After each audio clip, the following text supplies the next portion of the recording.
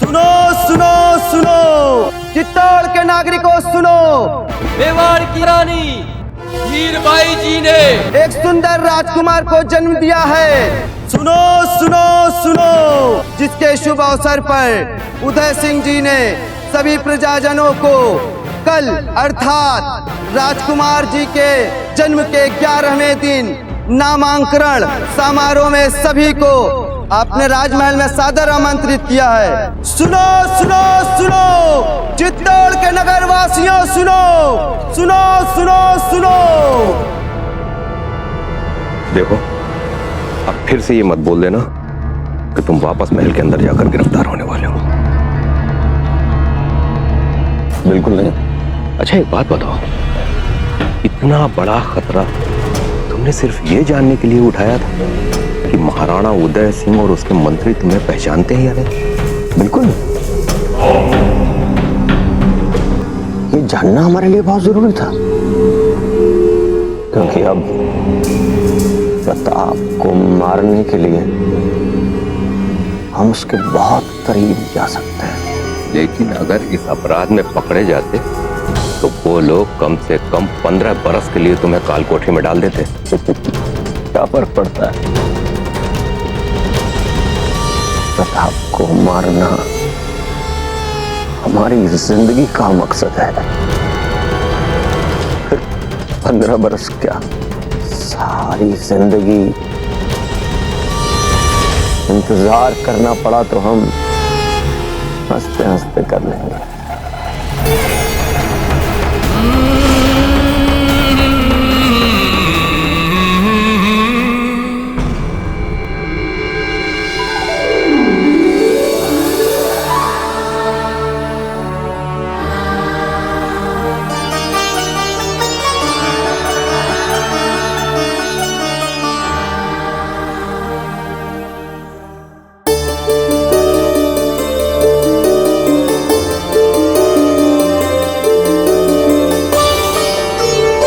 छोटी माँ, क्या अब हम अपने छोटे भाई को दाजीराज के पास ले जा सकते हैं? अवश्य।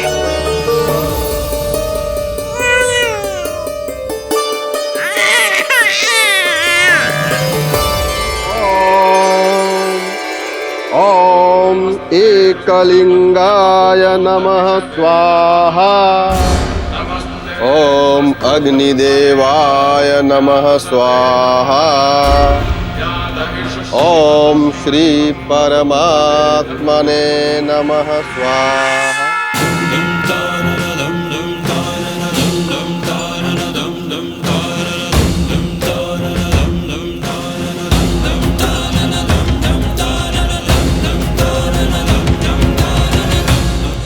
अब राजपूत परंपरा के अनुसार मेवाड़ के जो सबसे वीर राजपूत माने जाते हैं वे छोटे राजकुमार को जन्म घुट्टी पिलाएंगे। जी पंडित जी। रावत जी को बुलाया जाए। राणा जी, यदि आपकी आज्ञा हो तो हम चाहते हैं कि कुंवर प्रताप अपने छोटे भाई को जन्म घुट्टी पिलाए।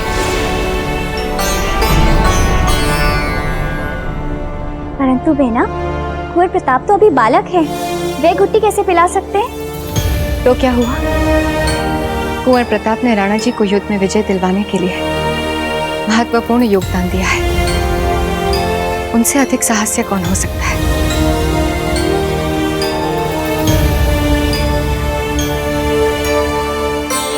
और वैसे भी अगर कुंवर प्रताप अपने छोटे भाई को कुछ पिलाएंगे तो हमें संदेह नहीं होगा। विश्वास बहुत बड़ी चीज होती है।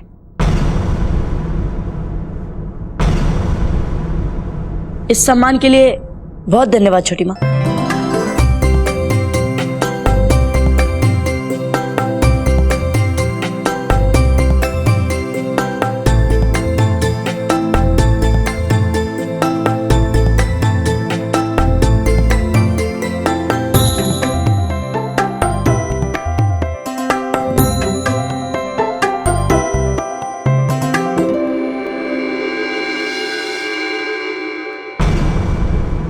बाबूजी राज, अब आप छोटे राजकुमार के कान में उनका नाम बोलेंगे।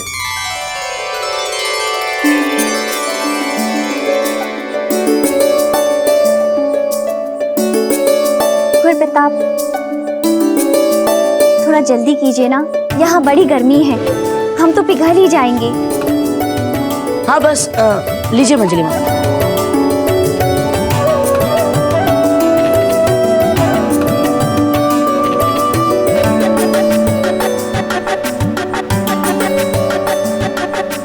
कुंवर प्रताप, क्या नाम रखा अपने छोटे भाई का?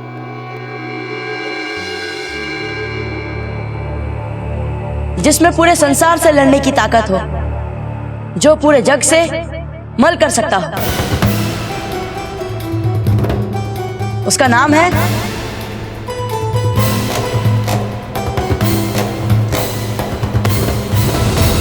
जगमाल।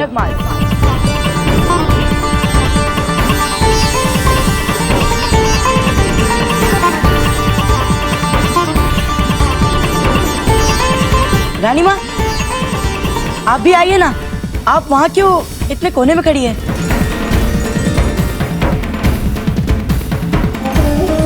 कुंवर प्रताप, यहाँ पर बहुत गर्मी है और वहाँ हवन के पास तो और भी होगी।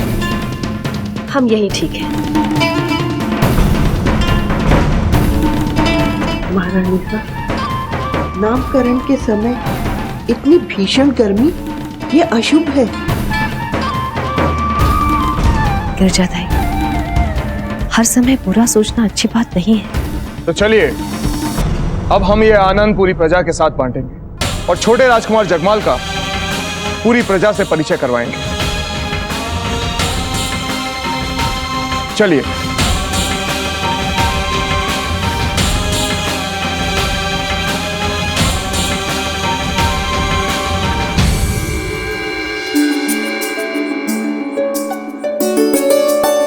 महाराणा उदय सिंह जी की जय! महाराणा उदय सिंह जी की जय! महाराणा उदय सिंह जी की जय! महाराणा उदय सिंह जी की जय! आज हमारे छोटे भाई का नामकरण हुआ है और उनका नाम है कुंवर जगमाल सिंह। बाबूजी राज जगमल की बाबूजी राज जगमल की बाबूजी राज जगमल की बाबूजी राज जगमल की बाबूजी राज जगमाल की बाबूजी राज जगमाल की। सुरदन सिंह जी, आप प्रजा को ये भेंट बांटिए, हम अभी आते हैं। हुकुम।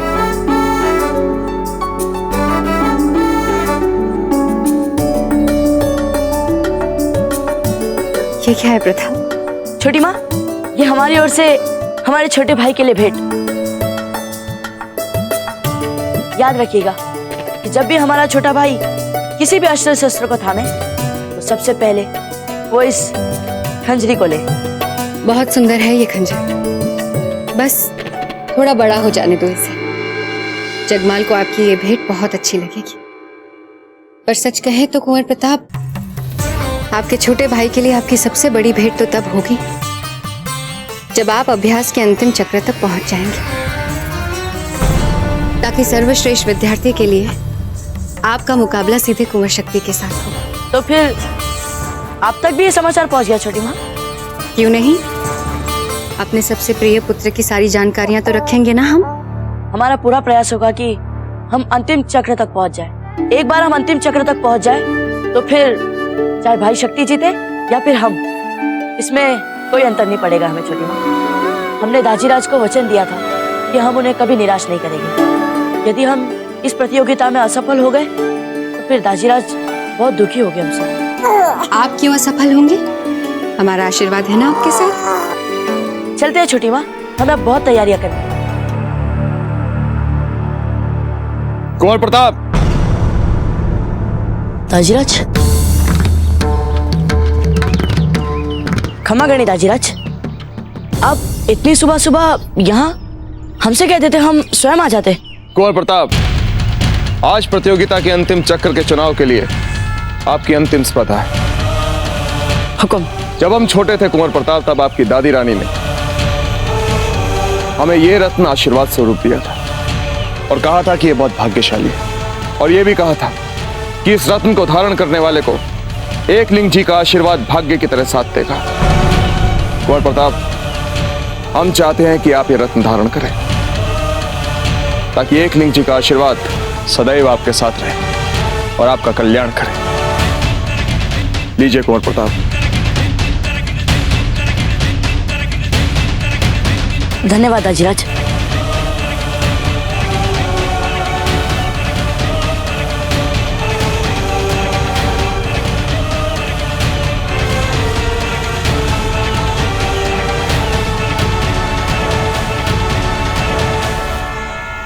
आज की कुश्ती प्रतियोगिता आपकी अंतिम स्पर्धा है। इसके परिणाम से यह तय होगा कि गुरुकुल में सर्वश्रेष्ठ विद्यार्थी के सम्मान के लिए कुंवर शक्ति के साथ कौन मुकाबला करेगा।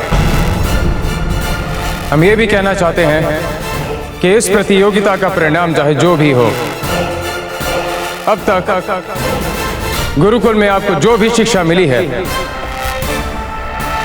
उसमें आप दोनों का उत्कृष्ट प्रदर्शन रहा है।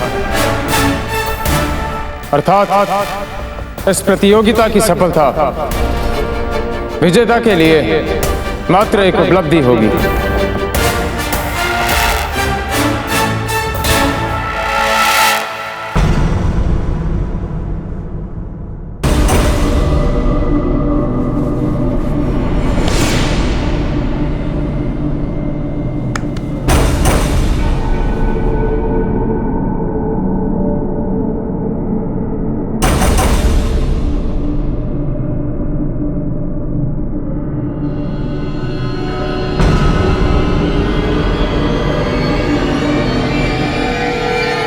मान सिंह, आप हमारे बहुत प्रिय मित्र तो है ही, पर आज हम कुश्ती एक प्रतिद्वंदी से लड़ेंगे।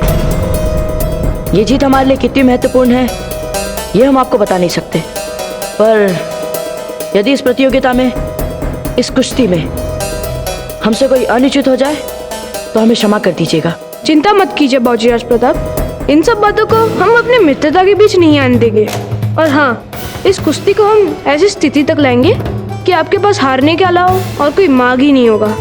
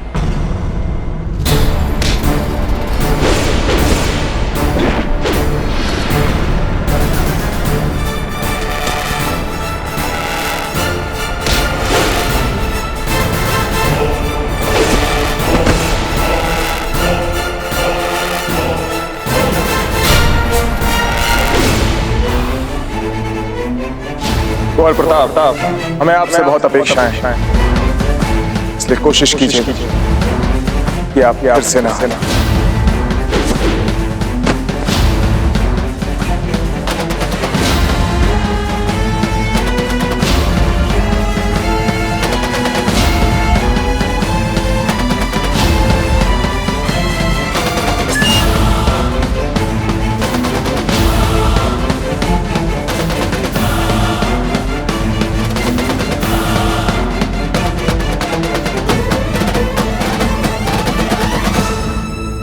आज की कुश्ती में बाबूजी राज प्रताप को विजेता घोषित किया जाता है।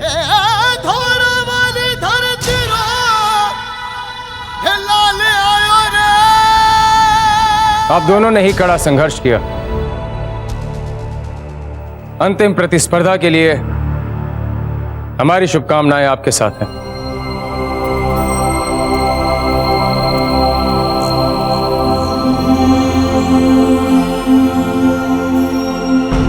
दादा भाई,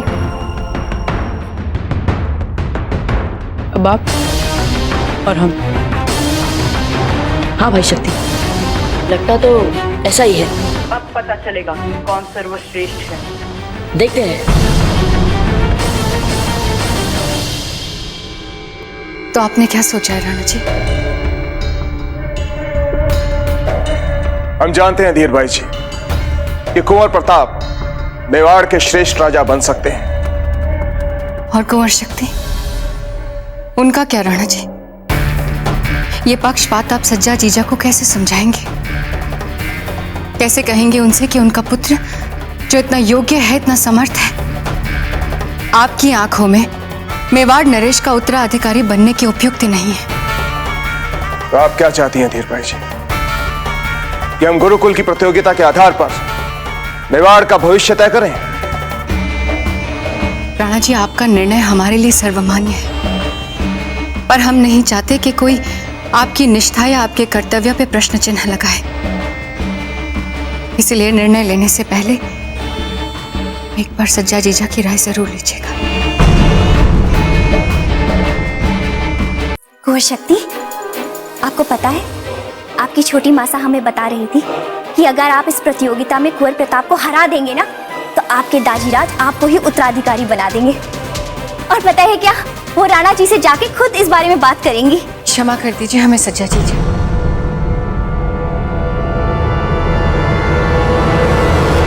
हम ही मूर्ख थे जो हमने आपके मन में कुंवर शक्ति के लिए सपने सजाए। कर लेंगे कोई कठोर प्रायश्चित हम। आप ये क्या कह रही है बहना? अब हम क्या बताएं आपको? राणा जी कुंवर प्रताप के लिए इतना पक्का मन बना चुके हैं कि वो किसी की बात ही नहीं सुनना चाहते। हमने उन्हें बहुत समझाया कि जरा खुले मन से सोचें। ये भी कहा कि गुरुकुल में हो रही श्रेष्ठता की प्रतियोगिता में कुंवर प्रताप भी है और कुंवर शक्ति भी। जो भी प्रतियोगिता में श्रेष्ठ है उसे अवसर मिलना चाहिए, पर न्याय वाली वो बात कोई सुनना ही नहीं चाहते।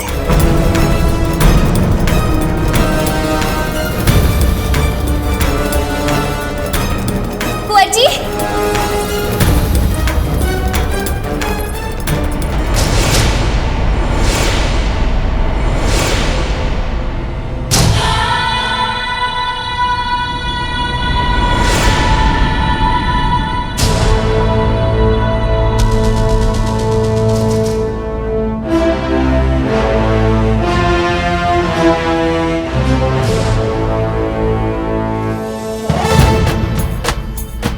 बाबूजीराज, आपका तो हर तीर अचूक लग रहा है। देखिएगा, जरूर धनुष वाली प्रतियोगिता में आप ही जीतेंगे।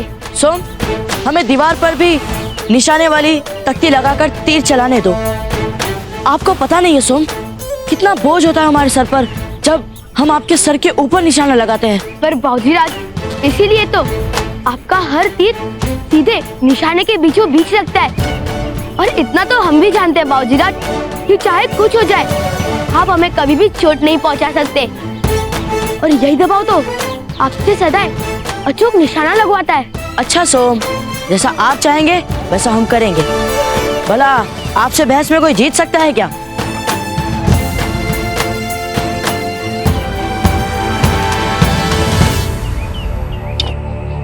भाई शक्ति, इतने जल्दी अभ्यास बंद? कड़ी प्रतियोगिता है, आइए और अभ्यास कीजिए। दादा भाई, अब हम किसी प्रतियोगिता में भाग नहीं ले रहे। क्यों? दाशीराज तो पहले आपको श्रेष्ठ मान चुके हैं युवराज बनने के लिए। आप तो पहले ही जीत चुके हैं ये प्रतियोगिता।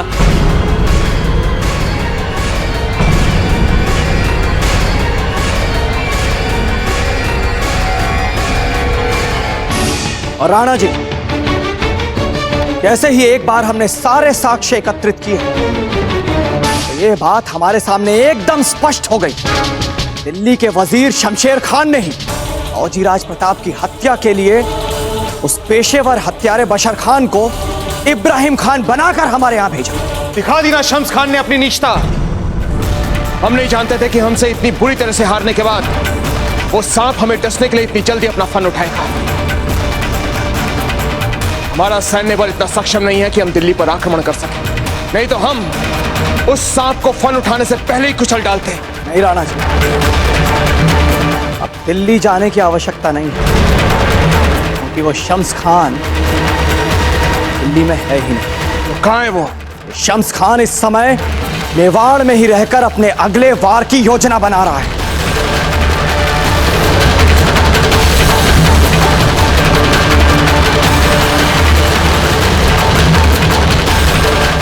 क्षमा करने दाजीराज, हमें आपसे एक बहुत महत्वपूर्ण बात करनी है। कुंवर प्रताप, ऐसा कौन सा महत्वपूर्ण कार्य है कि आपको हमारे राजकीय मंत्रणा में बिना आज्ञा लिए व्यवधान डालने आना पड़ा?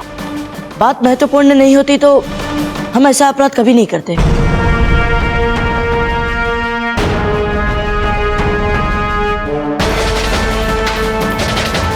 बोलिए, क्या कहना चाहते हैं आप? दाजीराज, आपने हमें ही अपना उत्तराधिकारी बनाने का मन क्यों बनाया? भाई शक्ति को क्यों नहीं? कुंवर प्रताप, क्या आपको कुंवर शक्ति ने सब कुछ बोलने के लिए भेजा है? अगर कुंवर शक्ति को इस निर्णय से समस्या है तो हमसे सीधे बात कर सकते हैं। आपको उनका हित रक्षक बनने की कोई आवश्यकता नहीं। कुंवर शक्ति से कहिए कि हम उनसे तुरंत मिलना चाहते हैं, अभी।